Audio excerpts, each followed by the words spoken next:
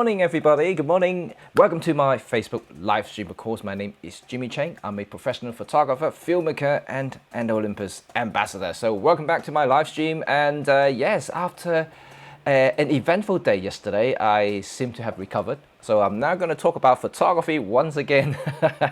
I know that everybody was a little bit conscious about the the whole saga of news exploding everywhere. In fact, I didn't really make a video out of it. I know some people, some of my Asian and European colleagues made videos about Olympus and so forth. I did do a live yesterday, actually two lives, one in the morning, of course you've seen it, and also another one in the afternoon on my YouTube channel. Both were obviously very busy. A lot of people were talking, a lot of people were discussing. There were also some trollers really screaming either to me or to other people who support Olympus.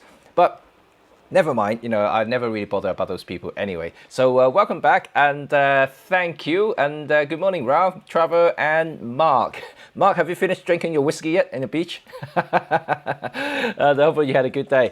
Right, okay, yeah, so let's go back to creative, right?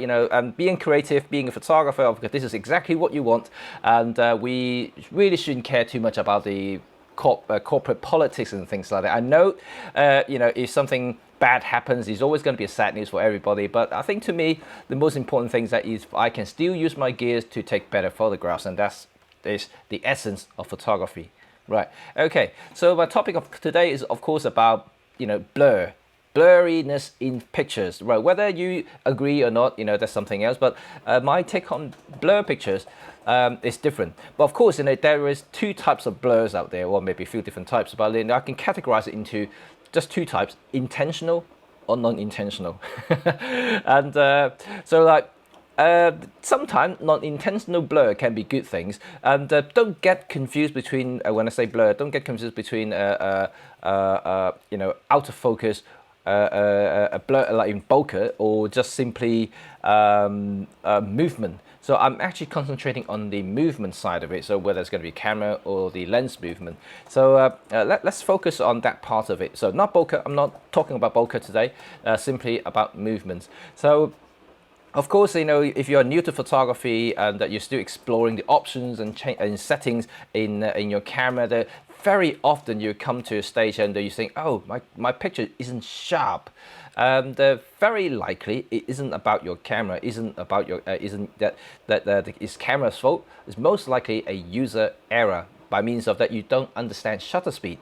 So that you're possibly using a fairly slow shutter speed to start with. That means that you introduce a lot of the camera or lens shakes into the frame, and hence it becomes blur. And also, it could only that you think, oh, I have enough shutter speed, and because I'm using 1/125th of a second, maybe even 1/500th of a second.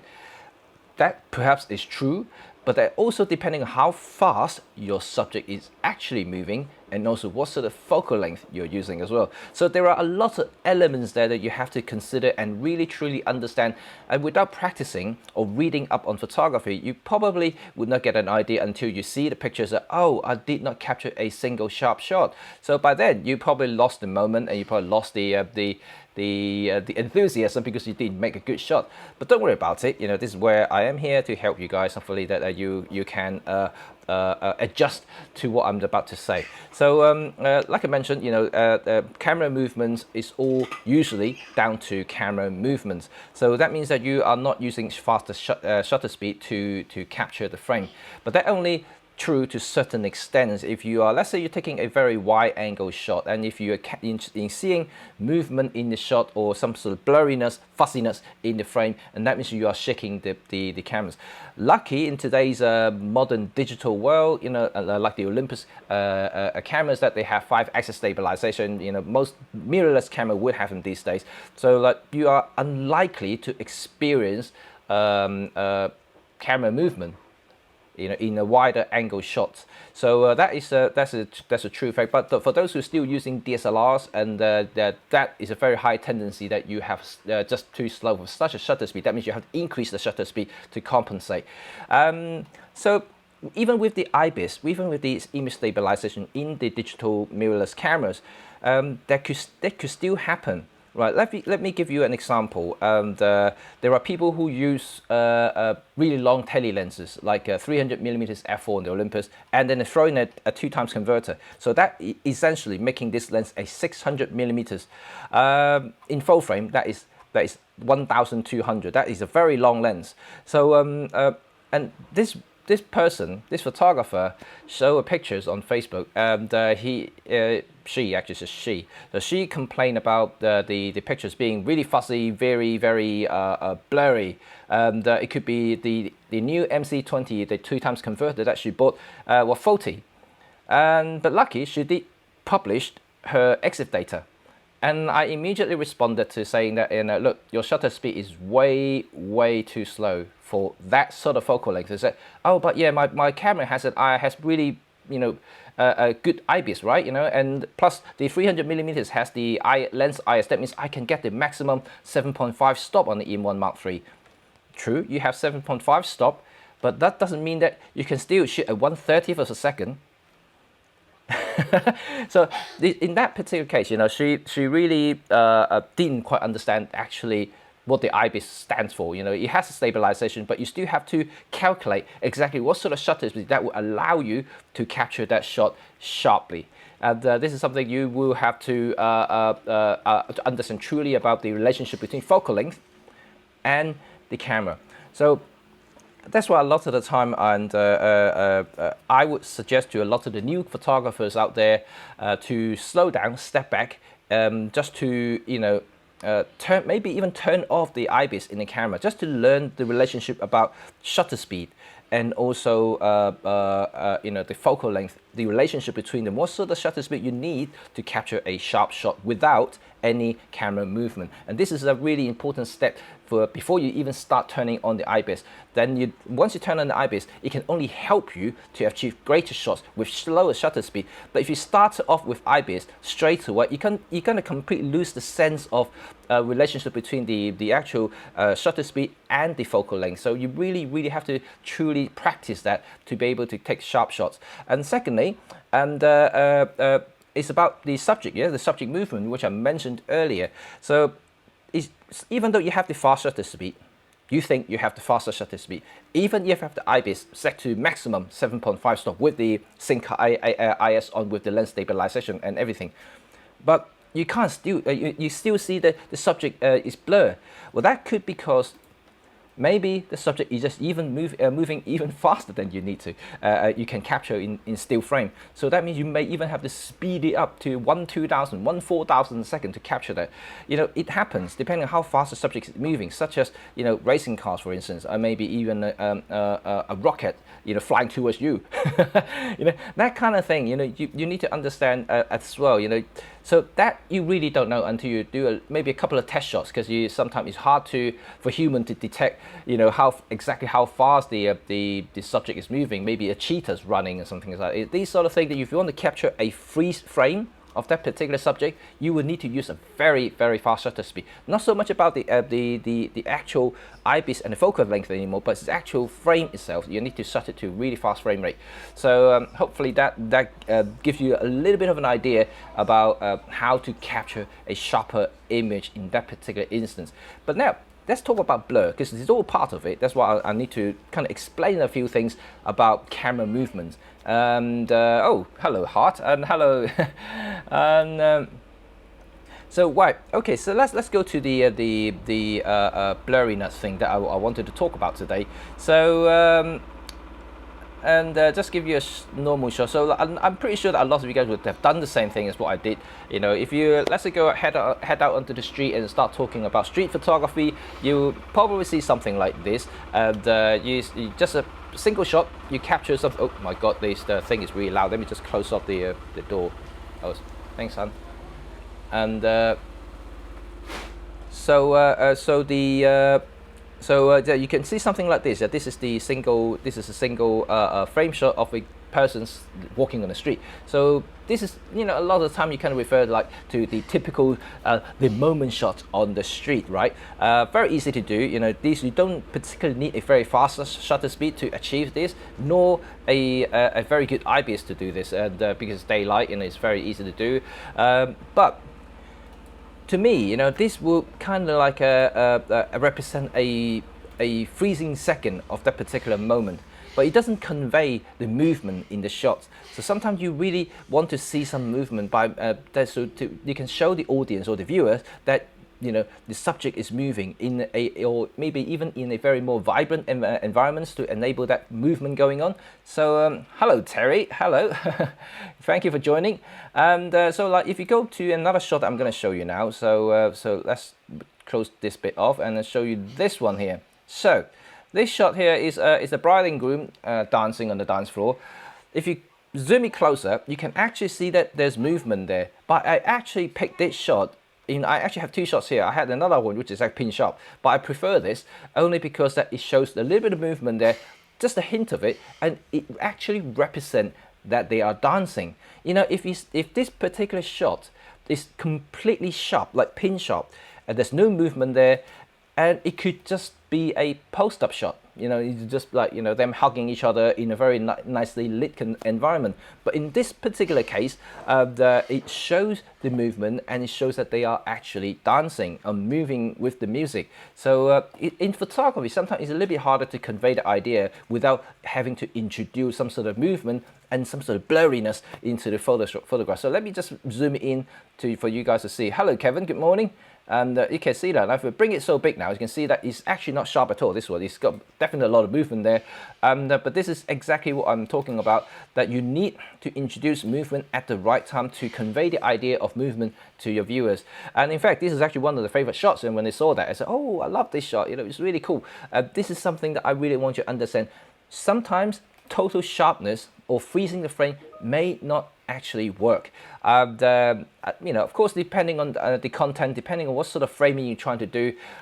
If you want to do just some shot like this, you know, you don't really need any movement at all. However, having said that, if you look closer, there is a little bit of movement here as well. So let me just zoom it in to let you see this shot here. So like if you like, I don't know if you can see this, right at the, let me just try to point it now, my fingers here. If you look at the bottom level here, right, you see this bit here, and then the track is actually slightly moving, and there's a little bit blurriness there, and it's all introduced by not just bokeh, but shallow depth of field, but also a little bit of movement there.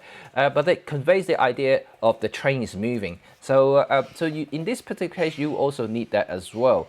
But then freezing frame may not be so bad. Sometimes, you know, you're just freezing some of this shot, you know, just convey the idea of space and time. So this is something that you kind of have to make the really good balance there, when to introduce blur and when not to introduce blur. For post-up shot, of course, you know, a lot of post-up shots like weddings, you know, if you do portraits like this one or this one here, you know, in this particular cases, you don't really need to introduce movement because, you know, you really want to showcase the beauty of the subjects. And in this particular case, perhaps not so much. And but for artistic purposes, good afternoon, Burana. And for artistic purposes, you can also do something like this, which I showed you guys before as well. This is one of my shots using the live ND on the latest EM1X actually. This one was. Let me just close up the other one. So you can see that sometimes movement can be introduced within a part of the frame if you're using slightly longer exposures. And of course, this is something that is that maybe if you don't have the live ND option with your camera, like the Olympus EM1X or the EM1 Mark III, you may have to introduce it via a tripod with an ND filters physically to slow the shutter speed a little bit more. But I'm just talking about ideas here, not so much about gear. So I mean, of course, you can use the EM1X or the EM1 Mark III because that feature is truly amazing. You can do this sort of thing handheld, bright daylight. But you can achieve this with any camera. You just have to take a couple of more steps, but introduce ND to cut down the light and also slow down the shutter speed, and also using a tripod to make sure your shot is sharp. But in this particular case, movement enhances the actual dynamic in the frame, even though my subject wasn't really moving, but then I just want to highlight the stillness of him and also like make him stands out in the frame itself. So by introducing movement like around him would make that the accentuations even more pronounced. So let's give you another shot here, and let's see. So here is another shot here, I mean, which I introduced movement, and this time, even though that I use a flash, which technically freeze the subject's movement, but because I use a long exposures, a second curtain in this particular case, I introduce movement via the actual light itself. So I'm doing a little bit of a like a light painting within the frame, even though everybody is still. So like this is something that I want you to kind of imagine. So in this case, you see this picture here. You can definitely see movement here. You can definitely feel the energy, especially seeing all this light swirling around in the frame, and which is actually fantastic, right? So like you have to kind of see that if I simply take this shot with a burst of flash, all you see is just people like freeze frame like this. And is that fun? Not really. Not in photography. The people who danced there, yes, of course they were having fun, right? But when you after the photograph, when you show this photograph to these people, when they see it, they might remember what they did, but the thing is that they don't feel it. So in order to make your viewers feel that they were being there in the photograph, you have to introduce some sort of movement to recapture, so they can reimagine that they're being there. It's quite hard to achieve that sort of balance there, but this is something that I think that if you want to like kind of up your game to the next level, you really have to start considering introducing movement into your frame, and to make sure that that dynamic is conveyed perfectly to your viewers. I think personally that you need to kind of do more practice and then find out when you want to introduce movement, when not to introduce movement. And a lot of the cases, if you look at F1 Formula 1 racing, you see a lot of the motor journalists, and they so used to actually using movement to really capture the car driving by, like all these panning shots. It's all about movement. It's like because when they pan along with the actual racing cars, they blur out everything that the actual racing car drive passes. So this is something that I think is pretty cool, and this is a way of actually make sure that you can feel the sense of speed in the photograph. And of course, this is something not I do very often. That's why I can't show you any picture of it, but I'm pretty sure you have seen enough of those. This is something that I think is very cool to practice, but you don't really need to go to racing course, like to a circuits to actually film racing cars going drive past. You can actually do it on the street with taxis, buses. You can do buses. Yes, they're driving very slow, but that's a good practice, right?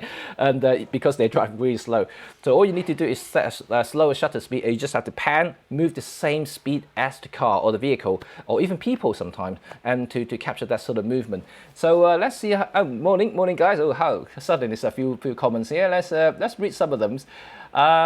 So Mark Sharpness is it is. Well, yeah, I mean, and people I think these days just didn't quite understand the true meaning of sharpness. To me, I think that the sharpness means that you can actually focus your eyes, or your brain can focus on the subject in question within the frame, or that the photographer, him or herself, want you to see it. So that's what I would call it, the sharpness. And not so much about technical sharpness in terms of like pixel people would like to investigate at pixel level how sharp they are, like 1 and 0, black or white and things like that. I don't really look at that in that way. I'm more concentrating on more focused and more enthusiastic about the whole idea of the entire frame, the subjects, and the energy behind the frame and things like that. So yeah, I think that people need to reinvestigate the true meaning of sharpness, and a lot of people simply misunderstood it. They just think that, oh, sharp means that, yeah, I can see the line, I can see the eyelashes, I can see the hair and everything. It's not just about that. And let's see what Terry's saying now. I'm old enough to remember. Oops, sorry, my socials here. Let me put my social up there. And Terry, I'm old enough to remember having stand perfectly still, getting our school photos made. Well, not just you though. When I first started photography when I first did my wedding, my very first few weddings, I was using film cameras. So like I was really stuck with like ISO 400 and 800 films. So color, I wasn't using any black and white. I know 1600 ISO color negatives were around even in those days, but they were extremely expensive and they weren't that easy to get hold of. So I mostly shot weddings. If I shoot colors, a maximum I've used was 800. So I was pretty stuck. You know, like sometimes I really want to do some really good shots with good ambience in the frame, but it's really difficult to achieve, right? Especially if you put a flash there, you know, it kills all the ambience. You can only see the subject. Oh yeah, the subject may be evenly or perfectly lit, so you got a really good exposures on the face and everything, but then the background is almost dark, so like it's really difficult to strike the balance there. But nowadays, you know, of course we can shoot high ISO, so you can like absorb the environment into the frame, which is a lot easier to shoot compared to the old days. But still, you know, like if you want your images to stand out, to be different compared to any other photographers out there, I think, you know, good chances of that you really want to start introduce another element, another dimensions into the frame. I think that will make sure that your photo, you know, is different and better compared to others. So Ralph, where they use flash bulbs? Were they using flash bulbs? No, they weren't. It's actually continuous lights. Having said that, you know, some of depending on the situations, and I think this particular case they were using these disco lights. You know, the moving disco light thing. They weren't actually flashing, but they did change light, so it's continuous, but it's keep changing lights. That's why you can see the actual color. The light trails that's changing colors, and that because that's the thing actually moving, and I was moving at the same time as well. I'm not sure whether you actually remember what I told you about how I did that. This particular type of photographs is that I actually move with the crowd. So I need to show you my movement.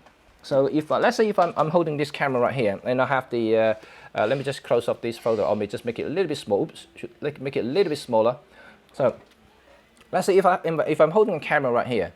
And let me just close your comment here. So if I'm holding this camera here, I have my speed light on top of my camera. So like what I usually do is that I would actually dance around with the subject, and then I will set the second curtain. This is very important. I set a second curtain flash sync. So which means that the shutter doesn't close until the light actually flashes. So so you have to make sure that that's the technique I use. Then that means that I can use slower shutter to absorb even more ambient light into the frame. But at the same time, anything that is really super bright will starting to paint within the light. You know, if you all understand what about light painting and long exposure, and this is the idea that I'm trying to impose right here. So like that means that I put on a secondary, sorry, the speed light here, setting slow shutter, second curtain, and the shutter speed. You know, it really depends. I can't tell you exact figure because it's different in every venue. So even though like the shot may look the same, but every time I go to different venues, they have different lightings. The intensity of different artificial lighting can be very different. But it could range between, I don't know, you know, sometimes 1 second to maybe 2 seconds. I mean, sometimes it could just be half a second. It really depends. So like you have to train yourself, or maybe do a couple of trial and error to see what sort of shutter speed you need to do this type of painting, and whether how fast you move or how slow you move to create this sort of effect as well. So it's a few things that are going on there. So you really have to kind of practice a little bit to understand what sort of thing you should be doing and how you can achieve this. And it's you know, I did practice this for quite a few years, and before I kind of master it. And but it's still, every time I go to a venue, if I want to do this shot, you know, I still have to kind of take about 2-3 minutes to test it out to the perfect timing for me to do this sort of thing. So it's not easy to get a light painting shot like this, but sometimes you just have to try it. Without trying, you never know. But yeah, the main thing is slow shutter speed, second curtain, and the flash. Oh yes, the flash set to menu, not TTL, nothing. Switch to menu, fix the intensity of the light from the speed light, and because by then you need to understand what's the distance you want to maintain from between you and the subject. Try also another technique is, or another tips is, not to use a zoom lens. Use a prime lens. No, there's no difference whether you use whichever lens. The only reason I say that is that once you have a prime lens on and the speed light and set to menu, you know the distance between your subjects. So when you look through the viewfinder, you know that what's the distance you should be kept for that particular intensity of the speed light that you set to. So and that will make sure that your shots are consistent, so you don't have to worry about exposure too much and trying to readjust the flash output and things like that. So once everything is set, all you need to do is just go into the dance floor and have fun yourself, and then just to dance around with the people, and once you dance with them, that's another thing. You can they are more relaxed when you dance with them. You know, they thought you're part of the guest, and they are actually more likely to post silly faces to you, and that is when you can capture those natural having fun shot after the after the wedding. So this is I think perhaps is the biggest tip I could give you today, and let's see if there's another shot here. So sometime, of course, something like this, you really don't want any movement whatsoever. So this is the time that I would say the complete opposite. You don't want to have movement at all. This has to be still. This has to be calm. In this particular case, portrait is most of the time, I wouldn't say all the time, most of the time you really want complete freeze frame, and you need to be able to shot that in total sharpness, and because this is the time that when you can actually visualize this particular mood and moment here, and that she's having this deep thought or this happiness that she's enjoying through the wedding, and you really have to freeze that in a really perfect fashion. So you don't really want to have maybe even the hair blowing up and things like that, having this blurriness into the hair or the dress for that matter. It's okay to have wind blowing her hair, or even the dress kind of fly up a little bit. You say okay, but make sure there's no movement there, making sure that it has enough shutter speed to freeze that as well. So I have another shot here just to show you, so you can see what I mean. And let me just try to find that shot for you. Just give me 1 second. I'm pretty sure I saw that earlier. Let's see. Oh dear me. Okay. Alright, I'm trying to find that. Where is it gone? I got too many photos, which every time I just find it really difficult to find photographs. I have to kind of redo it the night before, then I can show you guys. Oh, there you go, I found it now. Okay, let's see. Right, see this shot here? Okay, this shot, I'll just bring it slightly smaller.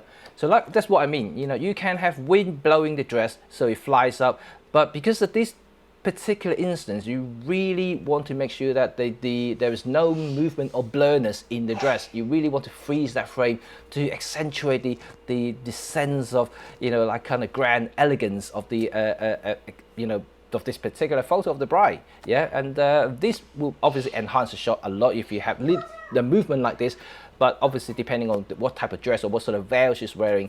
But yeah, this type of thing would work, of course. So yeah, this is exactly what I'm saying. And sometimes movement may be a bad thing in this particular type of instance, but most of the cases, movement can bring some sort of creativity, and also some sort of interest into your photographs, and make sure that and then make your viewers appreciate more about the movement, or even bring them in and back into the scene, that they can reimagine that they're being there. So let's see, Ravinda, good morning. Was that your daguerreotype? Daguerreotype. Which one are you talking about, Mark? Daguerreotype. I know daguerreotype, the lens. I do use daguerreotype lenses. Hi, Brad. Good morning. Sit on the naughty. Terry, Mark, not quite that old. I was you talk about your age. Well, I'm quite old, to be honest. Yeah. Guess how old I am. You know, look, I have 2 kids here. I have a family, and I keep talking about like my first wedding is in. I was using film, so like you can kind of guess my age really. So I'm not as young as you might think. Okay, bust the move.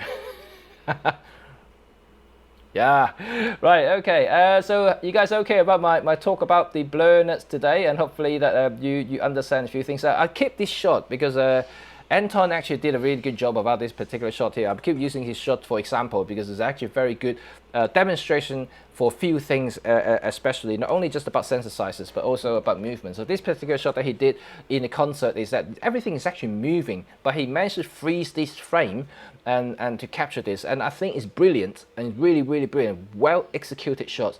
Even though that you know, these guys are moving like really vigorously, you know, really energetically. But the thing is, in this particular case, even though this is a freeze frame, it shows the energy. So sometimes, I know I talked about, shots like these where you want to introduce movement, or maybe shots like, where is it gone now? Shots like these that you want to introduce, some movement, but it's not always the case. In this particular instance, I think if you start introducing movement, okay, that could be artistic. These people are all dancing but blur. What this would work, I think, in my opinion, is that if the guy in the middle, the singer, stay very, very still, like super still, when all the others are dancing, jumping up and down, that could be an interesting shot if you introduce movement in this particular case. But if he is moving at the same time, I think in this particular case, freezing everything is the perfect moment. But I could guess if he really, really is standing like super still, and all the others like really, really moving really vigorously, I think by having a little movement there will kind of even enhances the shot even further. But obviously I wasn't there, so I didn't know exactly what's going on there. It could be the case, so that would be something to imagine. But that's a good shot. That's a really good shot there. And you're gonna guess I was 22. I really wish, Terry. I really wish. And I could easily tell you that I'm double that number. I'm double that number. And oh, Ralph, really? You gone again? You seem to have a really big trouble of seeing my videos these days. You always can't see my live, or just got interruptions or something. But hopefully it's just purely just this Facebook, or maybe your broadband or something. Oh dear me. I was gone. Oh, hopefully you're okay. Right. Never mind. You can always catch up, right? Don't forget that you can catch up all my live stream in higher quality in my personal page. The descriptions the link is in my description, so you can go and check out my personal channel, not my Retro Fi channel. I archive all of these live stream there. At the moment, it's running about a week and a half late.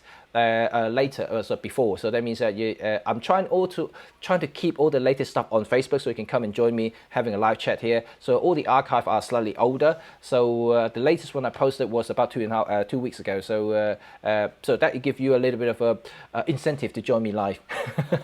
Okay, so that's cool, and thank you for joining me. So I think it's my 30 minutes is up. So today I'm not going to speak as long as yesterday, because I had a very exhausting day yesterday, as you can imagine. All the chaos that happened yesterday with obviously all the news that you might have heard and seen already. They're still coming.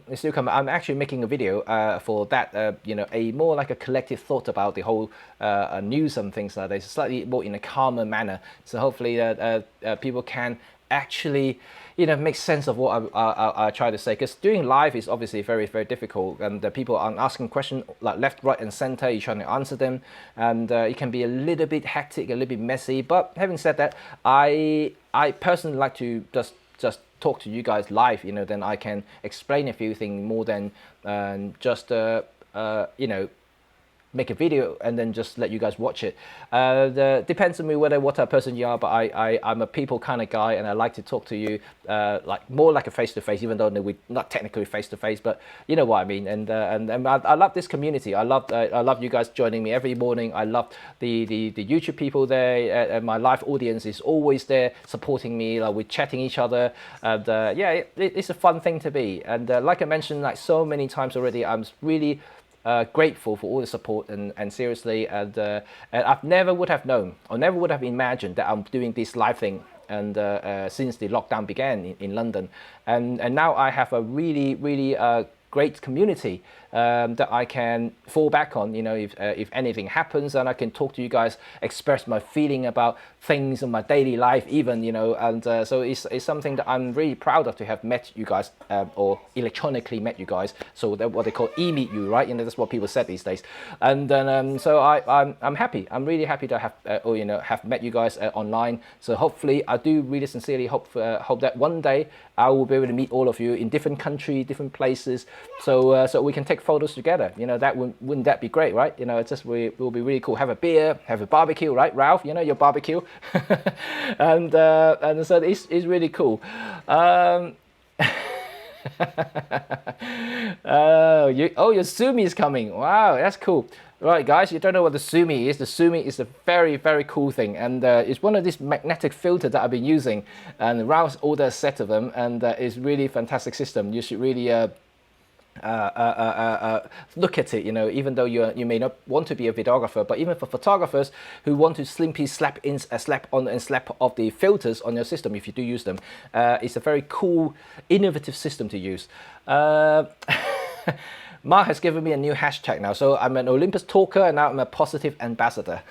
Right, you know, to be quite honest, you know, there are enough things to worry about in life, you know, and why drill onto it and be miserable. I know there are a lot of trollers out there who keep talking about the death this and death that, you know, this is die, this is dead, you know.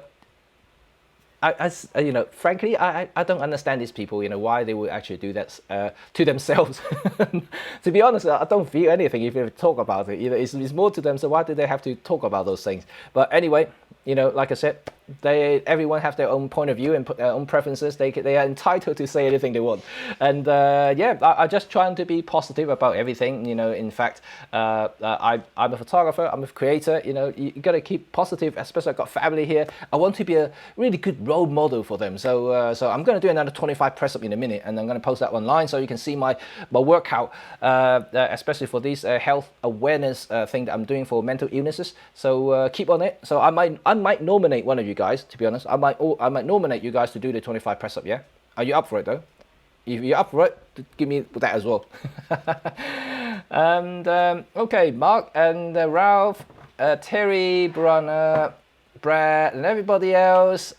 I'm gonna Ravinder. I see Kevin, Hart, Trevor. Yeah, everybody. So thank you for joining me, and I'm gonna step off now. I'm gonna go back to work and continue finishing off my videos, and I will see you guys all tomorrow. Another topic, another talk tomorrow. So hopefully, and I think what I'm going to do now in the next couple of weeks is trying to introduce a slightly different format for this live stream. I might actually have a theme for every day, so not necessarily just about photography. So hopefully I get a little bit of variety here, so to give you some ideas. So if you have anything that you may want to listen to me, please give me some suggestions, whether you want to listen to business related topics, you know, how to start your photography business, or how to do a better photographer, how to become a better filmmaker, how to do a better live streamer, what sort of equipment you want to talk about, and things like that. And of course, it's not a technical review and things like that, but I can show you stuff, whatever stuff I have, that I can show you, and maybe do a little bit of demonstrations there. So hopefully that would be it.